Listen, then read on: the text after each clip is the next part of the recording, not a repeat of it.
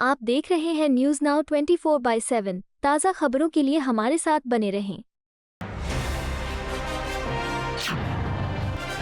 उत्तर प्रदेश सरकार में मंत्री ओम प्रकाश राजभर ने केंद्रीय मंत्री पीयूष गोयल के बयान के समर्थन में विपक्षी दलों पर निशाना साधा। उन्होंने आरोप लगाया कि राहुल गांधी और अखिलेश यादव जैसे नेता समाज को बांटने वाली राजनीति करते रहे हैं। राजभर ने दावा किया कि उत्तर प्रदेश के कई क्षेत्रों में सांप्रदायिक तनाव पैदा करने की कोशिशें हुई, लेकिन जनता ने उन्हें सफल नहीं होने दिया।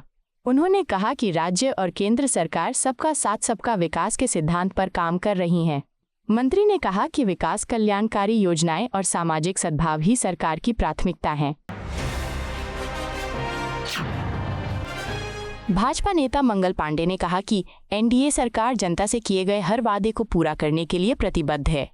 उन्होंने दावा किया कि प्रधानमंत्री नरेंद्र मोदी और मुख्यमंत्री नीतीश कुमार के नेतृत्व में बिहार में रोजगार, कृषि, कानून व्यवस्था और बुनियादी ढांचे के क्षेत्र में उल्लेखनीय काम हुए हैं।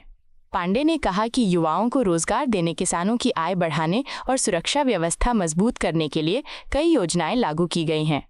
उन्होंने कहा कि जनता को प्रधानमंत्री मोदी की गारंटी पर भरोसा है और सरकार विकास तथा जनकल्याण के एजेंडे पर लगातार काम कर रही है।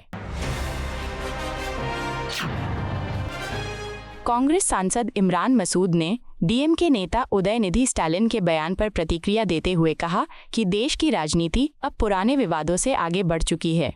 उन्होंने कहा कि जनता वर्तमान मुद्दों और विकास से जुड़े सवालों पर अधिक ध्यान दे रही है। मसूद ने कहा कि राजनीतिक गठबंधनों के बदलते समीकरणों के बीच विभिन्न दल अपनी अपनी राय रखते हैं, लेकिन अंतिम फैसला जनता करती है। उन्होंने दावा किया कि हाल के चुनावी परिणाम ये दिखाते हैं कि मतदाता राजनीतिक परिस्थितियों को समझते हैं और उसी आधार पर अपना निर्णय लेते हैं। भाजपा नेता सैयद शाहनवाज हुसैन ने एजेयूपी नेता हुमायूं कबीर के बयान पर प्रतिक्रिया देते हुए कहा कि लोगों के बीच गलत जानकारी फैलाने से बचना चाहिए। उन्होंने स्पष्ट किया कि किसी भी सरकार ने धार्मिक परंपराओं के तहत होने वाली कुर्बानी पर प्रतिबंध नहीं लगाया है। शाहनवाज हुसैन ने कहा कि प्रशासन का उद्देश्य केवल ये सुनिश्चित करना है कि कानून का पालन हो और गोहत्या जैसी प्रतिबंधित गतिविधियां ना हो। उन्होंने कहा कि सभी समुदायों को अपनी धार्मिक परंपराओं का पालन करने का अधिकार है, लेकिन ये कार्य कानून के दायरे में होना चाहिए। तृणमूल कांग्रेस के विधायक कुणाल घोष ने फाल्टा विधानसभा क्षेत्र की पुनर्मतदान प्रक्रिया और मतगणना पर सवाल उठाए हैं। उन्होंने आरोप लगाया कि चुनाव प्रक्रिया अपेक्षित निष्पक्षता के अनुरूप नहीं दिखाई दे रही है। घोष ने दावा किया कि उनकी पार्टी के कई कार्यकर्ताओं और पोलिंग एजेंटों को मतदान के दौरान परेशान किया गया तथा कुछ को हिरासत में भी लिया गया। उन्होंने कहा कि चुनाव आयोग को इन आरोपों की निष्पक्ष जांच करनी चाहिए।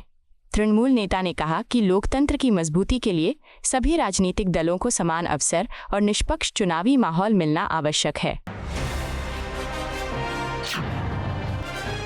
केंद्रीय मंत्री धर्मेंद्र प्रधान ने ओडिया समुदाय के वार्षिक कार्यक्रम में भाग लेते हुए सामाजिक एकता और सांस्कृतिक मूल्यों के महत्व पर जोर दिया।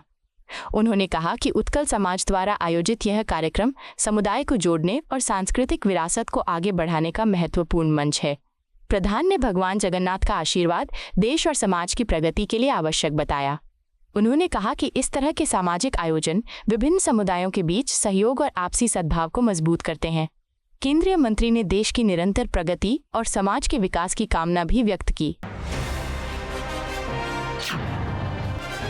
उत्तर प्रदेश के उप मुख्यमंत्री ब्रजेश पाठक ने राहुल गांधी के हालिया बयान पर प्रतिक्रिया देते हुए कहा कि कांग्रेस नेतृत्व राजनीतिक निराशा से गुजर रहा है।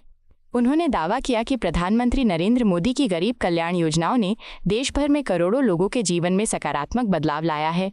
पाठक ने कहा कि केंद्र सरकार की योजनाओं से बड़ी संख्या में लोग गरीबी रेखा से बाहर आए हैं और जनता का भरोसा सरकार पर लगातार मजबूत हुआ है।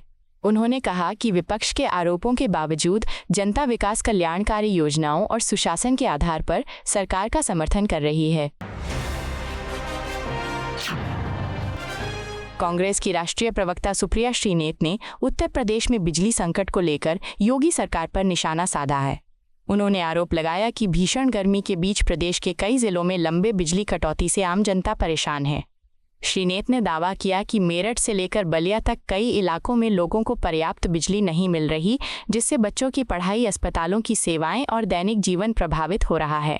उन्होंने कहा कि किसान, महिलाएं, बुजुर्ग और आम नागरिक इस संकट से जूझ रहे हैं। कांग्रेस नेता ने मुख्यमंत्री योगी आदित्यनाथ से बिजली व्यवस्था में तत्काल सुधार और जनता को राहत देने की मांग की।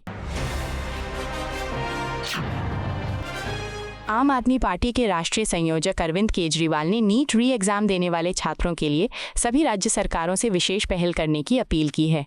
उन्होंने कहा कि परीक्षा में शामिल होने वाले छात्रों को राहत देने के लिए राज्यों को बस यात्रा मुफ्त कर देनी चाहिए ताकि उन पर अतिरिक्त आर्थिक बोझ न पड़े। केजरीवाल ने बताया कि पंजाब में आम आदमी पार्टी सरकार ने ये सुविधा पहले ही लागू कर दी है।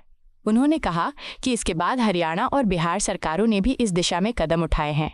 आप प्रमुख ने उम्मीद जताई कि अन्य राज्य भी छात्रों के हित में ऐसी व्यवस्था लागू करेंगे जिससे परीक्षा केंद्रों तक पहुंचना आसान और सुविधाजनक हो सके।